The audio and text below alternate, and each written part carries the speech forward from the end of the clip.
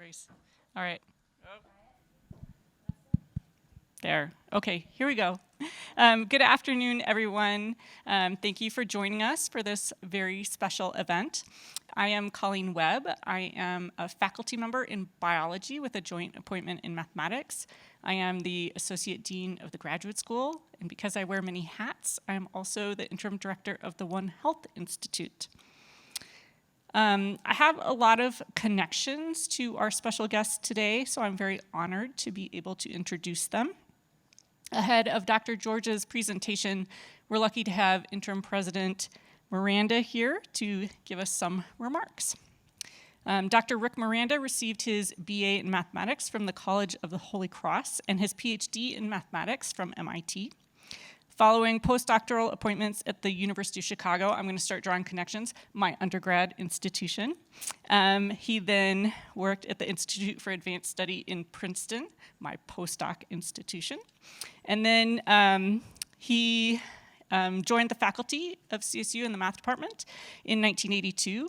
And his administrative career started in 1997 when he became the chair of the math department, which is where I first met him when I interviewed, and he helped facilitate my joint appointment there. After that, he moved on to be the Dean of the College of Natural Sciences in 2002, which is when I came to work here and got started working with Dr. Miranda.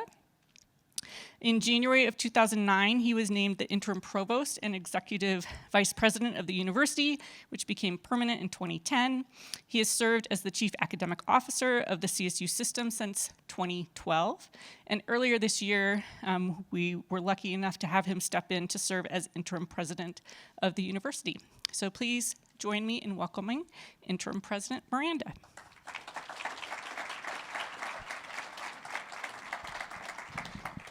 Thank you, Colleen. Boy, such a comprehensive introduction for someone who's just supposed to say hi. This event's going to be wonderful, and you know, being put on by the Office of Vice President for Research, and he couldn't. They tried to get him to do the introduction, but he's out of town. So then they asked the provost, and she's in our campus in Todos Santos in Mexico. So I think then they went to the dean, and he was gone.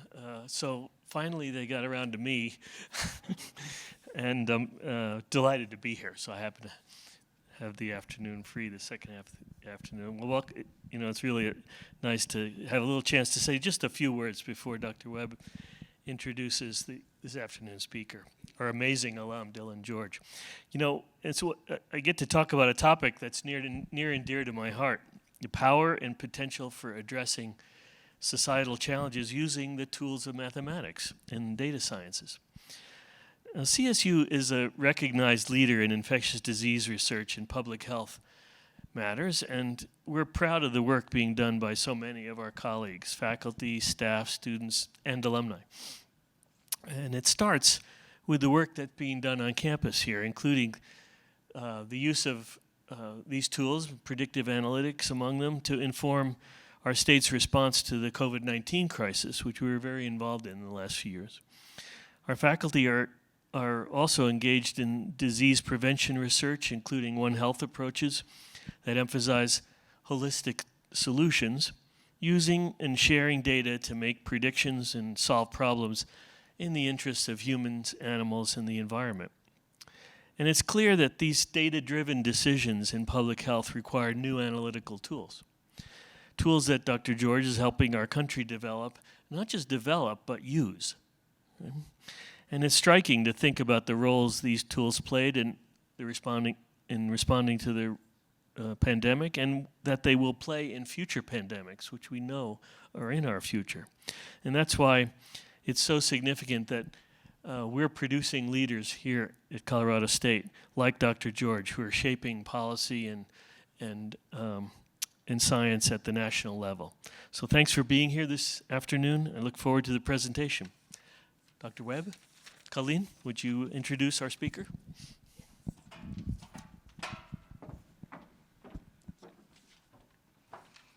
All right, it is my great honor to introduce Dr. Dylan George.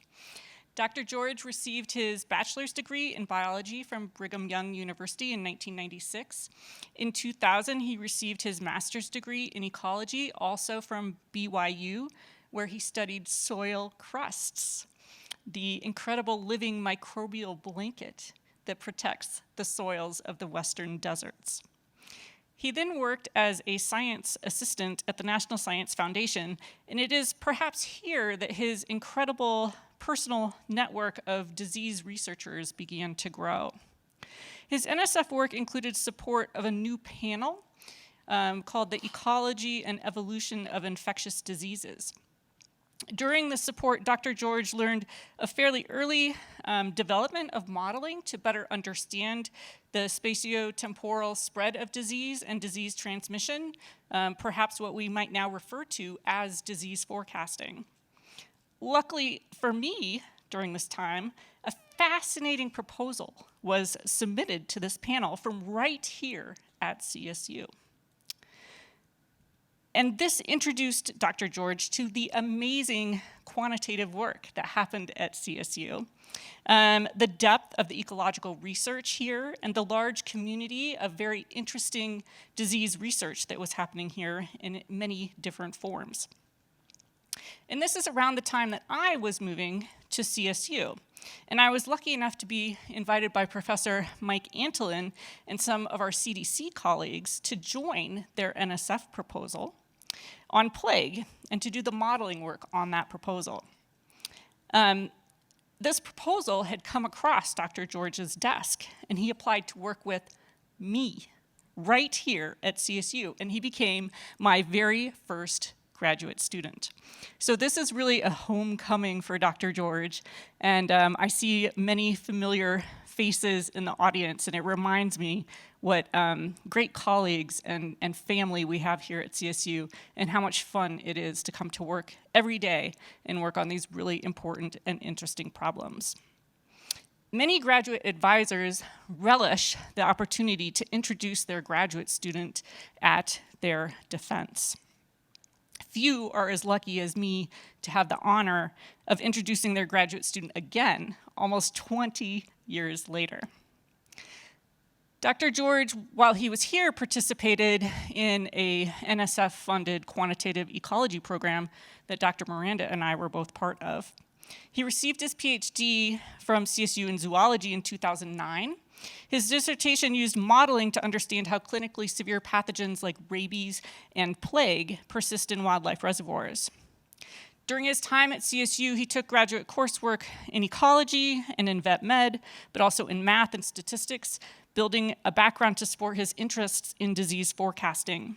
After CSU, he began a postdoc back in DC and continued to polish his famous networking skills, quickly becoming the unusual combination of postdoc and program officer. I was still an assistant professor at this time, and my more advanced colleagues who were looking after me and mentoring me frequently told me about this new guy in DC who was running a grants program that would be perfect for me, and I should really get to know him. "Do you know Dylan George?" they said. "Yes, I know Dylan George," I said. And this has become a common refrain for me over the last 2 decades. Dr. George moved on to a series of government positions, working at the Department of Defense, National Institutes of Health, Department of Health and Human Services, and the White House. He has also worked as a consultant. In 2020, he worked with the Biden-Harris transition team, and through that opportunity, the broad skill set that he developed here at CSU and the large network that he has built was able to bring to fruition our disease researcher community's vision of a center for forecasting and outbreak analytics at the Centers for Disease Control. Dr. George serves as a director of operations at the CFA and is currently in the process of standing up this new center. Dr. George is here to share with us his thoughts on this very important question: can we forecast disease outbreaks like the weather? Please join me in welcoming Dr. George back to CSU.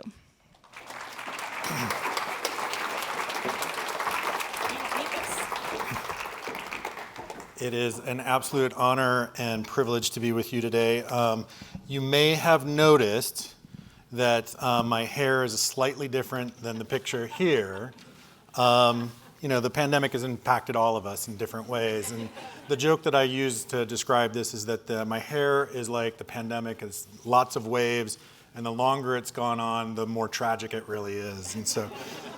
But I am exceptionally glad to be with you all today. It has been an honor. When I got off the plane to come here the other day, I got in my car, was driving up here. As I left the airport, I actually saw a handful of prairie dogs standing on the side of the road as if they were waving to me coming in. So I felt very welcomed, but it's been very nice to actually be with you all. It's been an exceptionally warm welcome. It's great to be here today. Thank you to the Office of the Vice President. Thank you, President Miranda, for being here and for welcoming me back to CSU. I do have an exceptionally soft spot in my heart for CSU, and I'm thrilled and honored to be here. And I'm very excited about the opportunity to share with you the capabilities and the team and systems that we're building at the Center for Forecasting and Outbreak Analytics in the CDC. I just did want to take one moment, though, too, to say that I do believe that we are at a transformative moment in time right now, not only from a national perspective, from a national security perspective, in that we are engaging in a new world. We are moving into a world of great competition with a peer rival of China going forward. That is going to impact the United States and the globe in multiple different ways. Now, why I bring this up is because to confront infectious diseases, we have to work collaboratively. We have to work across borders, and it's going to impinge upon us and find creative ways to work together.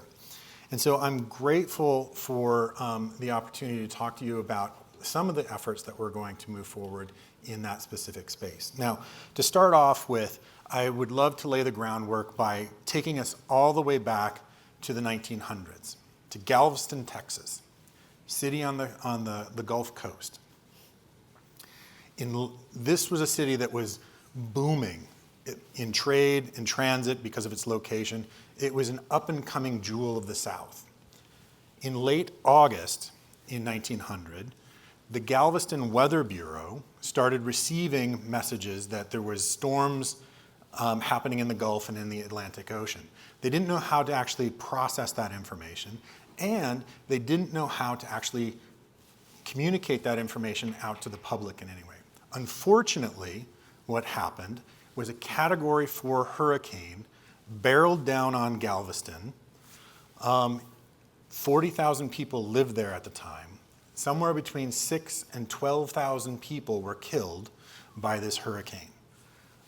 Every building in the city had damage. Over $1 billion worth of damage in 2020 dollars. And Galveston never fully recovered its glory. Economic activity shifted to other parts and other cities. Now, the Galveston hurricane and the subsequent natural disasters similar to that made improving national weather forecasting a national priority to move things forward. And as we move forward to today, we can predict landfall of hurricanes. We can, with incredible accuracy, such that we can pre-position resources for rescue and recovery, so that we can tell people to get out of the way. They can hunker down and they can bolster. Now, I don't want to say that we are able to mitigate all the impact of hurricanes. We all saw what Ian did in Florida just recently and the devastation that had occurred. But early warning saves lives. The order of magnitude lives lost in Galveston versus what we saw in Florida is stunning, and we should all take a moment to think about that. Early warning saved lives in that particular case. It buys us time to decide as individuals, as communities, how to prepare for the coming storm. Now, taking a step back from hurricanes, we use forecasting and we use analytics, as President Miranda mentioned, in all aspects of our lives. And perhaps the most easy way to describe the use of forecasting is weather forecasting. It's a very straightforward sort of idea, and it's an incredibly powerful tool that impacts us in all aspects. As I was preparing to come here, the first thing I did was looked at what the weather would like. And first of all, it was like 30 to 70 degrees. It's like, whoa, it's like that's a spread. I need a layer, right? So it's like I need to figure out what to put in my bag. I need to know what to carry with me. We all do this. We all have mobile devices. We all check what the weather's going to be like. And we all know how to actually understand that complex information in a very straightforward way. And we have an intuition on how to use it. If it says it's going to be 80% chance of rain tomorrow, we know what that means and how we're going to behave differently. If it says we're going to be 80% chance of rain in 2 weeks, we're going to watch it. Unless there's a special event on that day, it's like we're probably not going to change our behavior. We have an intuition on how to use that information. So not only do we have the models, we have the information, and we have the intuition on how to use that to change our behavior, it's become ingrained in our society. It's become ingrained in how we use that going forward. Now, unfortunately, we live in an era of epidemics and pandemics.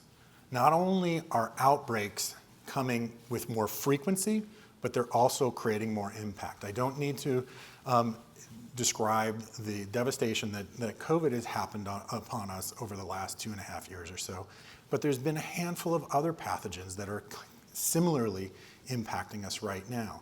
Monkeypox being a very good example of that as well. They impact us, they threaten our families and our communities at speed and scale. That's the challenge that we have to confront in developing response capabilities. So we need to build response capabilities that can similarly move at speed and scale. So acquiring quality real-time data that we can rapidly interpret, apply to our outbreak response is critical if we're going to try to avoid the devastations that we've seen in other outbreaks. Unfortunately, COVID-19 has definitely put a searing hot spotlight on some of the deficiencies within our current public health infrastructure.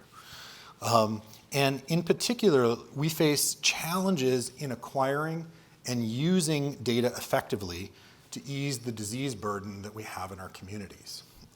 Specifically, CDC historically and currently does not have the data authorities to mandate collection of certain data for emerging pathogens, and we need to figure out a way to change that. And this leaves us spending a lot of time trying to piece together data systems in ways that are very challenging and take a lot of time to actually do this, and time that we lose in the response efforts. Also, we need to develop systems that allow jurisdictions to report that information much more easily than is currently available and currently possible. State and local jurisdictions need the tools to be able to report that information. It's much more challenging than you would actually think. So if we want to respond better to a nation, as a nation, to disease threats like COVID and monkeypox, we've got to position ourselves to get real-time data and usable tools and rapidly analyze that and provide that information to leaders that can actually make a difference in the response. If we want to faster and more effective outbreak responses, then we need to think those data systems through more effectively. We need real-time data, better scenario modeling, we need better forecasting, better ability to share those analytical insights to responders to make that happen. And we can do this. And that's what we're trying to work on at CFA. Now, William Gibson once said that the future is here, but it's just not evenly distributed. And that is definitely the case with outbreak analytics. It's a question of equity, sustainability, and capacity to think through what localities are actually able to use data more effectively and use these analytical results and capabilities to keep their communities safe. So how do we actually make sure that they're ready to do this? How can the CDC work more collaboratively to support their forecasting and outbreak needs and do this in an effective way? Well, the Congress, to answer these challenges, the Congress authorized and the current administration created the Center for Forecasting and Outbreak Analytics. The remit of the CFA, and I apologize every once in a while, I break into federalese, and so we like to make acronyms out of everything in the federal government. And so CFA is the Center for Forecasting and Outbreak Analytics. The remit of CFA is to use data and outbreak analytics to inform real-time decision-making in what's happening during the response. Oh gosh, I'm not even paying attention to my slides at all. Let's see, where are we? There we go, there we go. So what are we doing? This is slide 3, this is the toolbox. At CFA, we are building teams, tools, and systems that will help us assess the risk from an outbreak, anticipate its trajectory, and we will consider the interventions that should be to stop it, get critical data, and inform responders on how to respond. Now, this is a figure that I really like to use to describe kind of the progression of an outbreak. It's a nice cartoon that thinks about how diseases are circulating in animal populations, how they spill over in a zoonotic transmission to a human index case, either have stuttering chains that fade out or stuttering chains that build force and create an epidemic or a pandemic move forward. And then we move into different sorts of recovery actions as well. The blue box underneath this cartoon is essentially a toolbox. There's a handful of different analytics that can be used at different times during the outbreak to help us understand different components and different aspects of the progression of an outbreak. For example, in the early stages of an outbreak, we need to know, is something weird happening? Is an anomaly occurring right now? Is there something abnormal from what we're seeing? And how do we know that? Subsequently, we need to understand what is the risk of that weird thing that's happening? Who is it a risk to? How is it spreading? Where is it moving to? And who is in harm's way? Then we need to understand what types of interventions could be useful in mitigating those risks to those populations that are most at risk. And what could be useful to actually understand how we need to move staff, stuff, and systems to be responsive to that process. Then we need to iterate going forward as to see where we are in the outbreak and how it's moving forward. All of those are amenable to different types of modeling or analytical tools to help us think these things through. So this is the toolbox that we're going to try to build moving forward. So CFA has already seen some successes. So we've been trying to walk and chew gum at the same time. Our remit was to build the organization. As we started thinking through the mission, vision, and plans of how to actually build the organization and what we were going to do and how we were going to do it, it was about Thanksgiving. It was about this time last year that all of a sudden I was at Thanksgiving with my family and friends. We got a call saying there's this strange variant that's moving around and they're calling it Omicron.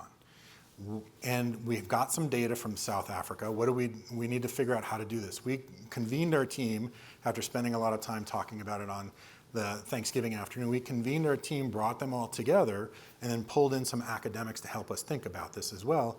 It was clear from all the kinds of estimates that we were using to try to understand what was going on with the Omicron variant, that there was some sort of immune evasion, there was some sort of increased spread going on.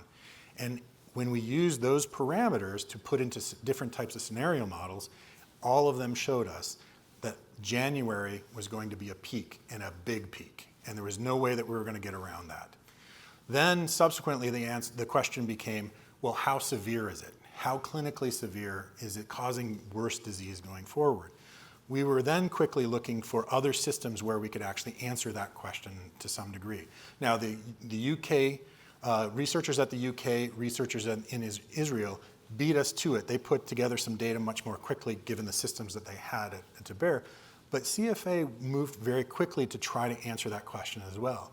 We worked with Kaiser Permanente Southern California and some colleagues at the University of California, San Francisco, to actually look at their data, track people that were affected by Delta and people that were infected by Omicron, and look at them long term. And showed with those data, looking at those cohorts, we could actually show that there was that the Omicron variant was less clinically severe. So with knowing that we were going to have increased spread and knowing that we were going to have less cases in the hospital, we could then put together a burden on the hospital system going forward, what that would be in the United States. We did that very quickly, and stars aligned for us to allow us to do that. But that was an example of how we wanted to try to move things forward and going forward. Now, we've had other successes too. If you're very interested in monkeypox as well, we've been pushing out, there hasn't been the quantity and quality of data to use these advanced analytics like we were doing with Omicron, but we have put together some qualitative risk assessments, and we've been trying to assess the parameters that we would need to do more advanced analytics and more advanced modeling. So you can see, if you type in CDC technical report monkeypox, though there's at least 3 of those out right now, there's a 4th one that's going to drop next week, that are providing the assessment of what we're anticipating is going to happen with monkeypox in the United States, what we're anticipating where it's going, who it's impacting, and then also assessments on some key parameters to help us do modeling, like incubation period or serial interval or things of that nature. So we've been trying to push those things forward as well, and those have been a valuable contribution to helping people at the White House and within the response understand what's going on with the monkeypox response. We've also been trying to help out with polio, with acute pediatric hepatitis, and I have these quaint memories of in the early stages of us thinking about how we're going to build our organization and what we were going to be doing in peacetime. And you know, I suppose when we see it, we will start talking about it at that point. So we have early evidence that our attempt at using advanced analytics and using different qualitative approaches to actually address these questions as well is working to some degree. And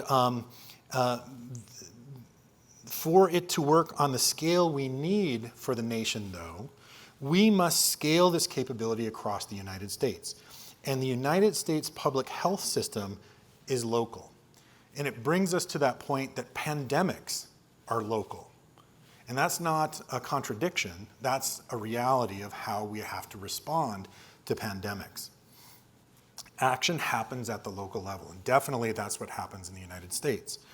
So to adequately address the pandemics and to stop pathogens before they become pandemics, we must develop an infrastructure that enables us to work collectively and to respond to threats as we see them and going forward. So how does CDC and CFA meet this need to work collectively, to respond to these pandemics when they start? There's 4 imperatives that I want to address that I think that we need to move forward. The first one is we need data at the speed of need. CFA and the CDC are moving to try to figure out how to develop better data systems, bring on highly skilled data scientists, engineers, project managers, and communicators to interpret this data more effectively, and that's what we're doing at CFA. We need evidence for action. CDC needs better, faster mechanisms to relay this information to politicians, local health, public health departments, and superintendents. And we need quality innovation for the future. CDC needs to integrate novel data sources into outbreak analytics, things like wastewater, things like trying to merge together genomic sequence data with clinical data, metadata, so that we have a richer set there. Mobility data, how we actually improve our thinking there. How do we actually use behavioral data or socio or economic data to help us think through the impacts going forward? We need to innovate in all of these areas. As we continue working to bring the Center for Forecasting and Outbreak Analytics to scale, we are focused on establishing and growing public and private partnerships moving forward. In a nation that has built the data revolution, in a nation that has multiple trillion-dollar companies based on data technologies, it is frustrating that we don't have effective data systems in public health to actually move things at the speed of need. We need to fix that. We need to move that forward. And together, we can develop the tools, technologies, and skills to actually do that in a much more effective way. So, look at that. I can remember the slides. Look at me. I can learn. At CFA, we're going to focus on 4 principles as we make major decisions as we're moving forward. The first one being, we are going to focus on mission impact. We are a response organization. We are focusing on improving capabilities so that we can respond to ongoing outbreaks going forward. So all of our decisions will be filtered through that main objective. Next, we're going to be open and transparent. We want to make our data, our code, and our processes open as much as we possibly can, because we want the input and we want people to feed back on it and show us where we have errors, show where we can do better, and then also iterate on those going forward. We want to be equity focused. We want to develop capabilities that will be helpful to all Americans, not just those that just happen to be next to a university, that happen to be close to places that can use this information more effectively. And we want to be collaborative. Like I'd mentioned, we want to work with the private sector. We want to work with you in academia to build better capabilities going forward.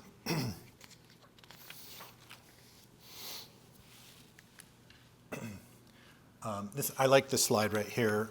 My friend Jeff Shaman put me onto this slide. What this slide here is showing is numerical weather forecasting through time. So on the x-axis you have decades, on the y-axis you have a measure of forecasting skill. And what you're seeing is that the blue and the red lines are just essentially showing we have monotonic increase of forecasting skill through time. And what this figure is showing you is that back in the 50s and 60s, we were rubbish at forecasting weather. We were not good at it at all. To move forward to today, we all have mobile devices with something on it that shows us what the weather is going to be for tomorrow, the next day, and going forward. We've gotten pretty darn good at it. The reason that we got pretty good at it is because the nation invested in data, computational power, modeling capabilities, academics that could improve those skills and those capabilities going forward, operational use of that information, and they sustained that funding over decades. Now, if we were to think about where we are in disease forecasting or in terms of outbreak analytics, we have to be humble and we have to say that we're more closer to the 60s or 70s in terms of capabilities.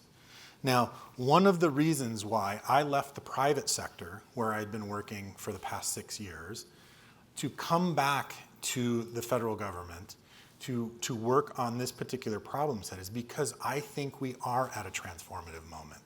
We have the leadership, we have the resources, we have the vision, and we have, I think, the opportunity, because technology is currently available, to enable this to happen going forward. So I think we are at this transformative moment to actually make these capabilities real, to move forward as we did with numerical weather forecasting and build a capability that will keep Americans safe going forward.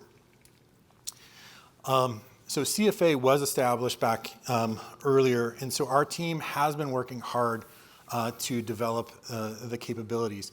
The one thing I did want to make mention, though, too, is that really our 10x value proposition is providing analytical insights to the federal government. I know that we're going to be able to do that effectively. I've been involved in doing this in various other positions before. We will be able to help the director of the CDC. We will be able to help the incident manager of a particular response. We will be able to help the White House make better decisions going forward. The 100x value proposition, though, is if we can do that for mayors and governors. That is where the rubber hits the road in our society, where action can really happen at a much broader level. That is the 100x value proposition going forward. And so, like I said, I'm very hopeful that we can actually build this. And as I mentioned, we are at this transformative moment to actually move forward, not only from a national security perspective, because public health is a national security priority, it should be, but also because we have the tools, the talent, and the technologies to move these things forward going. It has been just an absolute pleasure working with the team that I work with within CDC. They have been one of the best teams I've ever worked with, and we have a lot of fun. It's been really great. This work that we're putting forward only works and is only possible because we have such talented people that have come to work with us. Engineers, program managers, communicators, and they've all been very passionate about this mission. And I'm just eternally grateful for the team that has come together to do this. So if you are interested in the mission that we're putting forward, if you are excited about what we're trying to build, I would definitely encourage you to come and talk to me later, because we are in a heavy recruitment age. We are moving forward to try to bring more people on going forward. So with that, again, I am exceedingly happy and I'm exceedingly thrilled to be here with you all today, and very grateful for the opportunity to chat with you more about what we're building and the capability that we're building at the Center for Forecasting Outbreak Analytics.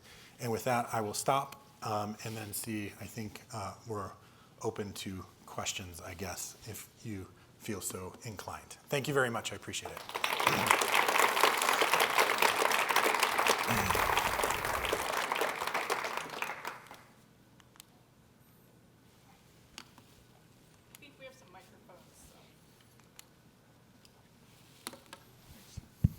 Dylan, you started by mentioning that this global partnership or maybe competition between the US and China and really didn't address that. So I wondered if you'd maybe say a few words about that. Yeah, no, I think that the great power competition with, particularly with China, is going to manifest itself in a lot of different ways, particularly in ways of competing for technologies. So quantum computing, artificial intelligence, synthetic biology, and a handful of other ways. And so there's going to be intense competition to get technological advanced capabilities in those areas, not only for economic advance, but also for military and soft power prestige going forward. And so there's going to be an intense sort of competition in that aspect. Also, COVID laid bare that we have intense challenges with supply chains, given that we are in a globalized society and economy. And so how we deal with those, especially with these kind of critical sorts of technologies going forward, is going to be essentially the national security conundrum going forward over how we answer those questions will shape the next 10 to 20 years going forward.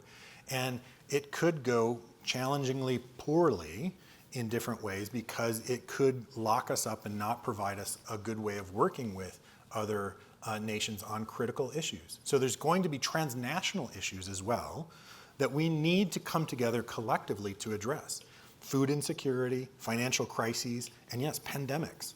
We need to work together because diseases don't respect borders.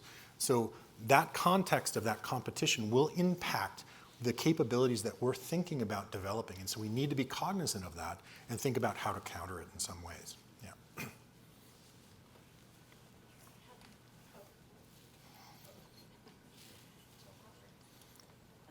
So in the pandemic, well, let me just back up. Pretty much my whole career in science has been about translational research, and those of us in translational research are constantly talking about the valley of death. Mm-hmm. And that's obviously been a problem for the supply chain and a lot of the things that you're talking about. There was some overcoming of that during the pandemic in order to get the vaccine out as quickly as possible. But it seems like the lesson of the pandemic has been taken by each individual government institute. And I'm wondering if there's any sense that there needs to be coordination so that, for example, the CDC and NIH aren't both investing, or CDC and BARDA aren't both investing in the same programs, but that they're rather complementary. And so I'm just wondering if more coordination is planned. Yeah, no, thanks for that question. That's a really great one. I mean, you'll probably have seen, it was yesterday or the day before, the National Biodefense Strategy actually dropped from the White House. And that is a document that's trying to essentially address that particular question. How do we organize ourselves as a nation, as a government, to actually be much more if I could speak, effective at how we actually come together to respond to biological incidents or pandemics in some capacity. So there's trying to figure out what are the rules of the road and how do we actually work more collectively. You did bring up this idea, though, too, of like, it's like, how do we think through this like valley of death? Now, if we went back to like 9/11, when we had the anthrax attacks, we realized that the government does not make medical countermeasures. The government does not make vaccines, does not make diagnostics, does not make therapeutics. The private sector does. But there's no market for these particular products that for a biological attack or for a pandemic, just because they're not used that frequently. So they created the Biomedical Advanced Research and Development Authority. They created an organization that would marry and bring together public-private partnerships in a much more efficient way to generate those medical countermeasures. We reap the benefits of those with the mRNA vaccines because those were a byproduct of what BARDA had built. Now, BARDA wasn't the only component of the Operation Warp Speed moved things at a much faster rate going forward as well. But the main point here is that we saw that there was a problem with this valley of death with medical countermeasures. We similarly now, after COVID-19, have to recognize that there is a similar problem with the valley of death with using data and analytics to fight pandemics. We don't have a robust market that will drive the products that we're talking about and that we're going to be building in CFA. We need to find ways of bridging that valley of death for data products and analytical products and bring in the private sector in a much more robust way. And that's one of the things that we're going to try to figure out and work forward within CFA. Yeah.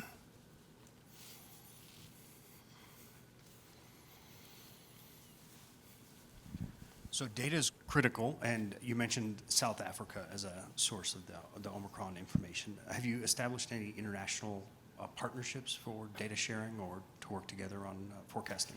Yeah, no, it's a wonderful question. It's like, what sorts of international sorts of connections do we have? And now clearly, CDC has very robust connections, and they have a whole center for global health that is focused on developing these sorts of relationships with international partners to move things forward in a much more effective way.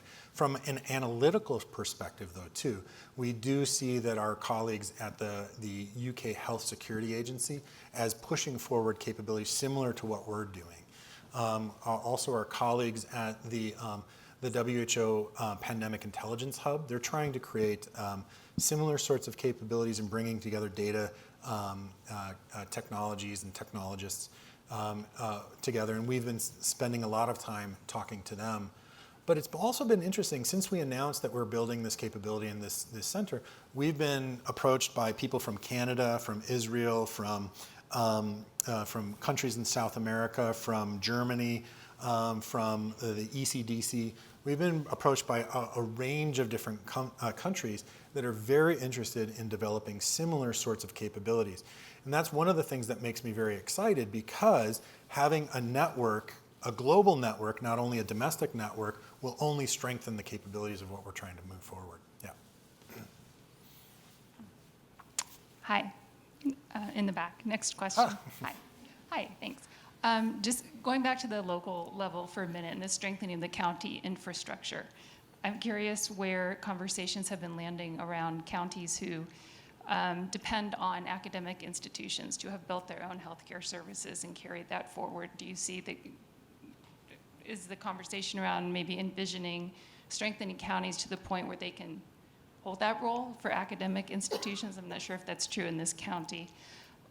Or you see like academic institutional health services will likewise need to continue to hold a role and be strengthened, or some other option? Yeah, that's a wonderful, thank you for that question. That's a wonderful and very important question. It's like, I don't know the answer to that yet. We want to figure out, we've done a handful of listening sessions with some of the various kind of public health organizations that work at the local level, like, I'm going to flip into federalese too, because I'm not exactly sure. The American Society for ASTO, NACHO, CSTE, those groups. I can't remember what it's late in the day, so I apologize for that. We've been doing a handful of listening sessions with those types of groups to understand how we could interface more effectively with state and localities. And we are thinking about establishing what we refer to as test beds, where we want to essentially embed some technologists, some modelers at a locality to actually design, build, and test different sorts of analytics, look at different data sources, and build with the localities at the local level to see if we can actually come up with new things that would work very well there. We're also thinking about trying to establish a fellowship program where we can actually embed different sorts of modelers at the local level. All of those things need to be specified, and we need to think about how we actually do those. And we want to try to figure out how to establish a network of different academic institutions that have worked well with state and locals in different capacities, and see if we can actually expand that network in some capacity. So we've got a couple ideas on how we might do that.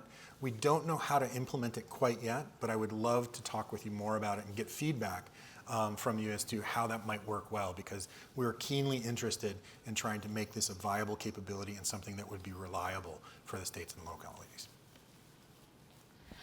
One, really quickly, we have a question back here from our Zoom friends, and I'm just going to read it verbatim. So it says, "Hi Dylan, we discussed where the forecasting center should reside in HHS, DHS, NSA, CDC, etc. How's it going within the culture and the environment of the CDC?" Yeah, no, it's actually working exceptionally well. Like I said, the team that we've brought together to work on this particular project has been one of the best teams I've worked with, full stop. It's been incredible, the types of people that we've been able to bring together to actually work on this particular problem. And I'm inspired by the passion and the energy that they bring to this problem. It's kind of like pick your poison too. It's like if you put a new organization anywhere within the federal government, it's going to have growing pains and different sorts of challenges. And so that's true here too, but we've been making, I think, really impressive and steady progress going forward. And so I've been nothing but excited about where we're at right now. Yeah.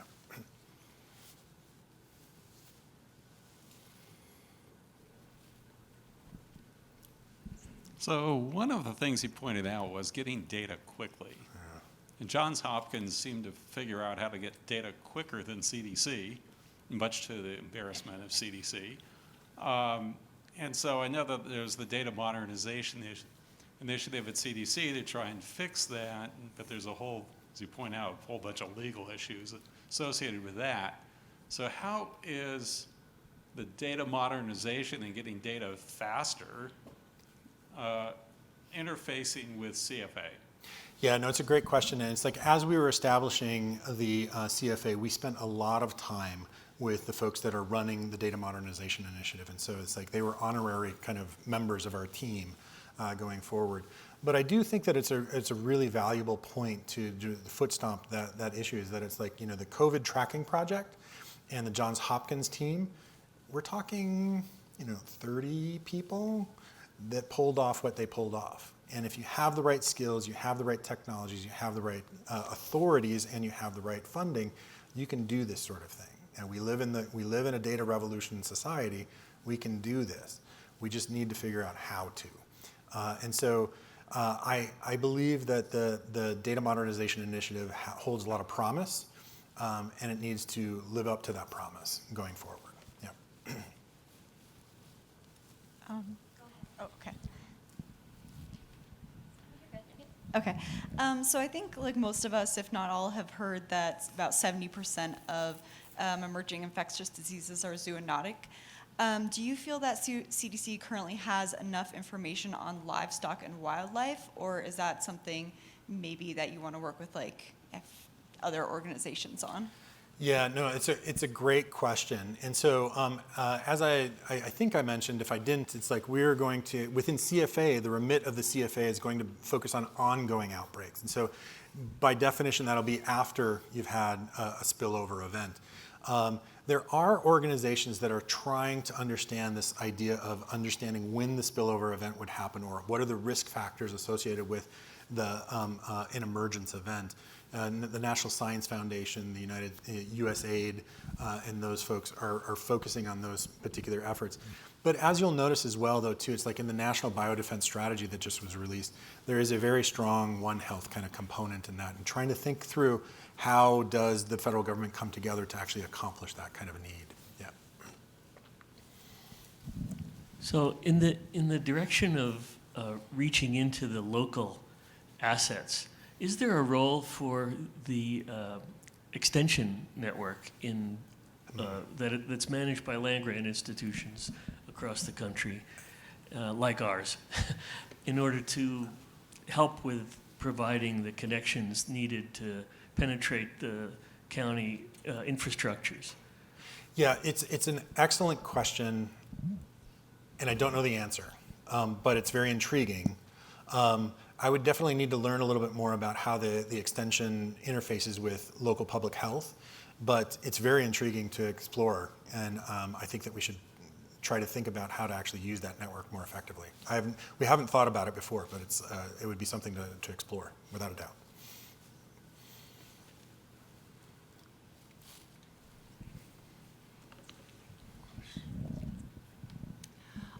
For the inquiring young minds and the students in the audience who might be interested in doing some of this work, how would you recommend we get set up to participate the best we can? Could you repeat how you want to engage with us, or how you would want to? How would you recommend that students, set up to be capable of doing this work and, Yeah. best prepared to get involved? Yeah, well, it's like Colleen's a really good advisor. It's like she teaches really great skills, and so it's like I can attest to that.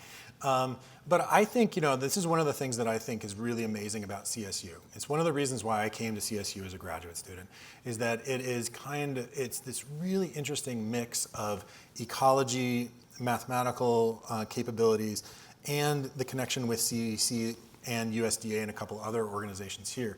Having that kind of interaction is unique, and it's a strength of CSU. And so I think that there's a couple different sort of skill sets that I think would be really interesting. It's like one is having really strong quantitative skill sets. Another one though too, and one of the things that I was really exceedingly excited about in hearing about some of the programs with the Vice President's office is the focus that CSU has been taking on science communication. Science communication, and particularly risk communication in public health, is really hard. It's really, really hard. And that's why we're going to spend about a third of our effort in developing a team that's going to do this much more effectively. We want to have people that can communicate the complexity and uncertainty associated with a public health emergency. And so getting good at that is something. Getting good at quantitative skills is another one. And then also just trying to think through what do you want to build in 5 years to make the world a better place? We need people with that kind of vision going forward as well. But I think CSU is an exceptional place to, and one of the reasons, not only because I wanted to come back and see the prairie dogs, but because I knew that I'd be able to find really quality people here at CSU as well. Yeah. Hi, Dylan. Thank you for this wonderful talk. Since you've talked a little bit about CFA and its mission and all that you're excited about, I wanted to ask you to describe what it's been like managing expectations with different stakeholders about CFA's scope, the type of output it makes or work it spends time on, and the volume of that work. So an open-ended question, but just what you've learned in the first bit to see how to manage expectations about what you are and what you can do. Yeah, no, it's a great question in terms of how do we actually manage expectations about what's possible. And it's been really interesting because some people, there's almost a bimodal distribution of people and their expectations on what you can do with modeling. Some people think that you can actually use it as a crystal ball. Other people think that it's not worth anything. And so there almost seems to be not as many people in between. But so we've experienced both of those, and we know how to kind of navigate and discuss those going forward. It does become interesting when you have seniors coming. I mean, when I refer to seniors, it's like people from the White House coming and saying, it's like, give me X or give me Y, and it's just not possible. You have to actually find a way to speak truth to power and do it in a diplomatic way. Going forward. But it's like one of the things that's been very exciting though too is that having new people, so in the early stages of development of what the mission and vision of CFA should be, we were focusing almost exclusively on how to develop quantitative approaches and using advanced analytics to understand what was going on, and that's totally appropriate, and we need to develop those kinds of products and those sorts of tools. We didn't think as much about how do you develop qualitative sorts of assessments, when we didn't have the quantity and quality of data to actually do and use those advanced analytics, we needed to come up with other sorts. So it was really exciting because some of the people that came in after to really develop, to join our team, helped us develop those ideas. And the technical report is kind of a manifestation of how that moved forward. And so we're trying to be nimble, we're trying to find ways of actually providing the information that people need to manage those, to manage crises, but we also need to be able to say what we don't know. And developing those relationships is a process, and so you need to figure out how to do that in a diplomatic way. Yeah. Couple more back here. Oh, it does take a second. I've got a couple more back here. Can you comment on the role and integration of genomic sequencing data in outbreak response efforts locally and internationally? How this data can harness in real time in outbreak response? What kind of capabilities CFA has and is building in this regard? Yeah, no, thank you for the question. It's been very interesting to try to think about how to use genomic sequencing data more effectively.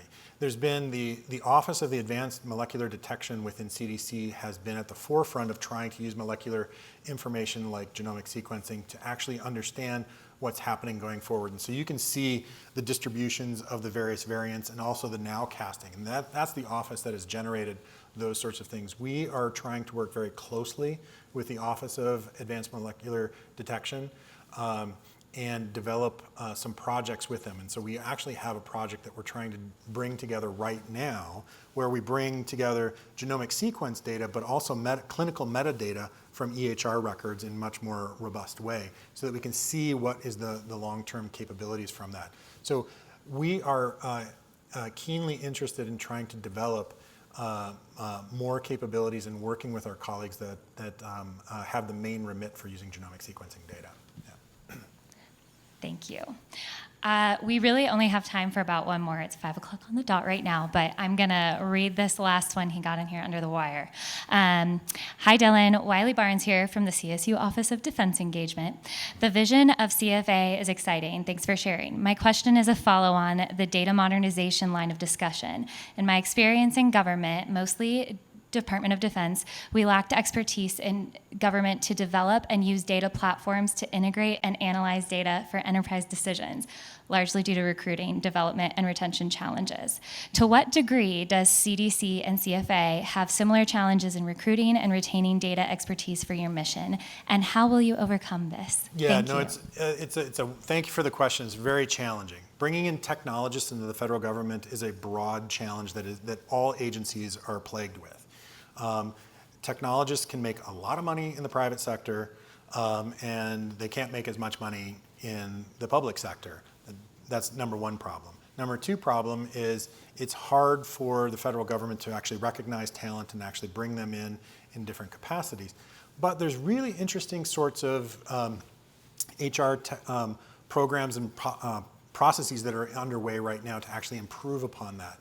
And so we are in the process of trying to bring on a handful of technologists to help us because there's a band of the few that are actually inspired, that have already been successful in their careers, and now they want to be significant.